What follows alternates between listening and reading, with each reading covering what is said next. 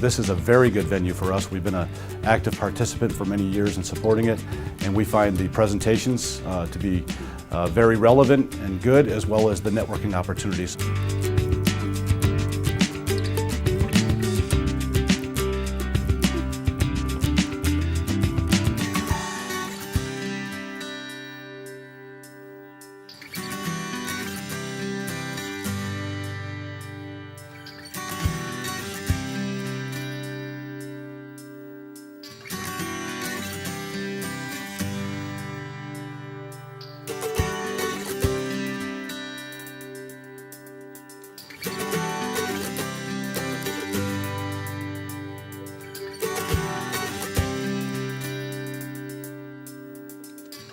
I think this is one of the great venues for having lots of professionals in the industry come together once a year, almost like a ritual, and showing the greatest and latest from everybody and talking to each other and understanding what's going on.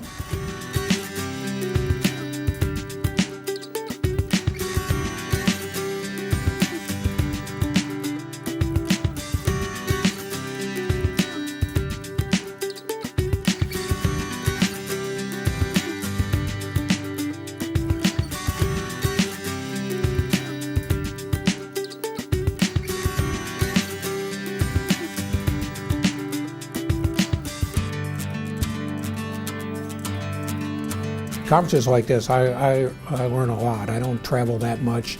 I don't go to all that many meetings, but Global Mill Satcom is one of the ones that's definitely worth going to.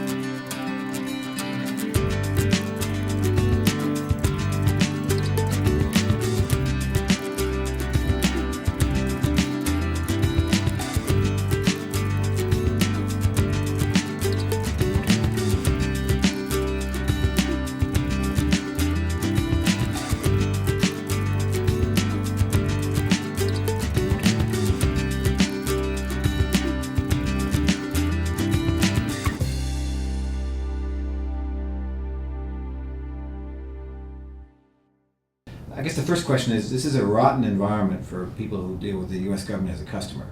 And not just the U.S. government. Other governments are also having budget cuts, defense budget cuts. Does that make your life a lot more difficult? Generally, yes. I think everybody's been impacted by the sequestration in the US in particular. Budgets are tight, and the end users are, and the main customers in the DoD, having to look at better ways of making the most of those funds. So in some ways that makes us have to be a lot more innovative and think about the kind of services we want to provide. So it is a difficult time, and it is something every company has to deal with. But we also have a lot of growth in the international area. So we're kind of balancing off the downturn in the US with the growth on the international side of things. International meaning Europe or Asia or South America? Global. The biggest sort of growth we're seeing is in South America and the Middle East, and Asia-Pac is now starting to grow quite rapidly as well. This would be civil, commercial, military, all of the above? All of the above. The South America, particularly with respect to the commercial side, our energy side of the business. But from the government perspective, we're seeing it across the globe. Okay. On the Harris corporate side, let me ask you about something that was discussed here at the MillSatcom conference, which is UHF and how that transitions. A lot of UHF terminals are being sold, a lot of UHF bandwidth still being used on the legacy UHF satellites, which are being phased out slowly in favor of MUOS, which is coming on stream slowly. How do you see that transition? The transition isn't as everybody expected originally, I think. I think everybody thought the new MUOS payload was going to change the marketplace entirely. But the waveform development has slowed the progress of that particular element down. So I see the legacy of UHF continuing for some time yet. Also with the waveform, the MUOS waveform only being for the US in the short term, it gives international governments the ability to to get access to the legacy UHF they haven't had access to for a long time. So I see it continuing to grow. I think at the conference this year it's been interesting that the Canadians, for example, on the PCW programme are looking at putting a UHF payload on their weather satellite. So there's clearly demand, and I think a lot of the speakers have talked about UHF. An interesting development over the last few years, I think, is the introduction of the waveforms, the integrated waveform and the STC waveform, and being able to utilise the UHF much more effectively, I think, has also changed the way things are done with respect to that capability. That would be a legacy UHF? Or Legacy. CDMA? Okay. Yes. All right. What you guys know the U.S. government as well as anybody, I guess, to the extent that it can be known. What are you telling people about the likelihood that NUOS's CDMA payload will be open to non-U.S. users? To be honest, we don't get involved in that conversation. Where, as Harris Corporation, we're developing the waveform to be able to have our radios compatible with MUOS, and some of the 117Gs are MUOS compatible. Mm-hmm. But we don't get into the conversation of whether it's open to the international arena, because that's not our position to say. That's something the US government has to decide. Fair enough. So there's a long uses ahead for the legacy UHF, because that will also be on MUOS, of course. Yes. Indeed. So there's a lot of channels of legacy UHF on the MUOS payload, and that is being used. And it was spoken about by Harold Haney yesterday about the equal value exchange, and I think that is going to continue internationally. I think that's one benefit of being able to swap out channels and be able to assist each other's nations by being able to hand over some of the legacy channels. Is the UHF legacy on MUOS the exact same performance as on the earlier satellites, or are there improvements? There are slight improvements. It's generally 25 kilohertz channels. It's just the G over T and EIRP that generally change depending on the satellites. Skynet is particularly effective, as is IS-22. But I think the MUOS is a little bit more capable than the UFO satellites.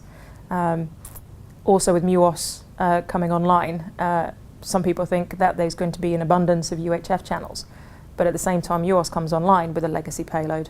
The UFOs are coming to the end of their life, and so there's still the demand versus supply issue. Okay. You guys do a lot of work on different bandwidths, obviously not just UHF. How do you approach it with customers? I know Harris says it's bandwidth agnostic. It doesn't matter to you whether somebody goes to KA or to X or stays in L, whatever they're doing. How do you approach it to a customer who says, well, I'm looking for a high bandwidth application on mobile platforms in the civil market, KA or KU? How do you explain it to them? Well, first of all, we really try to drill down what is their true requirement, what is driving their requirement. Do they already have equipment that they have is part of their network? Do they have, depending where they're going and the mission and the location, that has an impact with respect to the external environment, their budget. And we'll just go through a number of case studies to sort of say what is really driving your requirement. At that point, we can then decide which is the better solution, and we can, a lot of the times we offer options. If you go down the KU band route, these are the kind of benefits. If you go down the KA route, this is the kind of benefits. And it is very much customer and mission specific. So, for example, with our energy customers in Harris CapRock, there was a huge amount of equipment already bought, and we were doing the trade up between KU versus KA.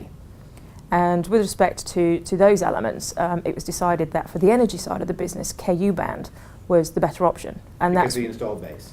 Exactly, because of the install base. So that's why we decided to go down the EPIC route, to be able to support our energy customers. On the government side, there is more a tendency to go towards KA. So we're currently investigating all the different options in KA and which are the kind of things we want in the portfolio to be able to start that dialogue and conversations with customers when it makes sense for their application. As you look forward, you said that outside the United States, other governments are growing. It's not just the United States that's declining, but it's not the fact that the U.S. government is declining doesn't mean everybody is. As you look out a few years, is government business bigger than commercial business, or does commercial business surpass government business? I think commercially starting to outstrip the military base, purely for the reason that everybody has smartphones these days, and there's a huge draw on bandwidth that the applications are demanding. And I think the technology and the capabilities on the commercial side are moving much, much quicker than they used to in the past. In the past, I think the military set the trend for technology, and that has slowly changed over time. And what we find is we're ruggedizing more commercial equipment to be used in the military environment rather than commercializing it as it was a few years ago. Okay. I think you guys recently announced some maritime business as well. These are not super yachts, these are regular yachts with hundreds of people on board, right? Yeah, big cruise liners. Yeah, Carnival and Royal Caribbean. And what we're doing there is providing the satellite communications to the ship and then the onboard Wi-Fi. Because as technology has grown, everybody expects to have the experience they have at home, no matter where they are. So when they're relaxing on board their cruise liner, they want to be able to take a photo and put it on Facebook and do those kind of things. So the demand on the commercial side of things has grown rapidly as well. Is this an Epic type of application? Or it's a combination. So we're combining KU and we're doing a pilot on KA for O3B, so we can test that capability and to be able to sort of progress that as well as we move forward. O3B is in KA band? Correct. So the fact that you are a founding investor in Epic, you're still agnostic about bandwidth? Indeed. Indeed. Epic was bought specifically for the energy environment with respect to our maritime capabilities and our military capabilities. Mm-hmm. We look for the best solution to suit that customer and that mission and that particular need. So we're very open to KA, depending on the mission, and it's the right solution for the customer. Okay, maybe the last one. O3B is a constellation of satellites in a much lower orbit, and so the antennas have to follow the satellite and then take a handoff from another satellite. Mm-hmm. Does that make life a lot more complicated for the customers? I mean, does that add a level of complexity that is worrisome, or is the technology already well in place so that the customers shouldn't see a difference? You've got a couple of antennas on a ship mm-hmm. that now have to move mechanically, right? Yep. Follow the satellite. Yeah, the technology is already in place. The axis stabilized antennas have been on board ships for many years, and even on the military ships you always had two antennas. So just in case of the wooded arc, depending on which way the ship is going, mm-hmm. if you lost the line of sight to the satellite, the second terminal would always take over to prevent the interruption of service. So just by changing the band or changing the type of vessel that technology on doesn't introduce any more difficulties, and it's seamless and unseen by the end user. Okay. People talk about rain fade with KA band. Do we talk about it too much? I think it's just realistic. I think people have to be aware of it. There was a huge drive towards KA being the saving grace and the saving capability of satcom in the future. It has a lot of great capabilities, but I think we just have to be aware of the downsides when you're making your decisions. And as long as you have to take into account the fact it is impacted by rain fade, and that just comes down as part of your decision.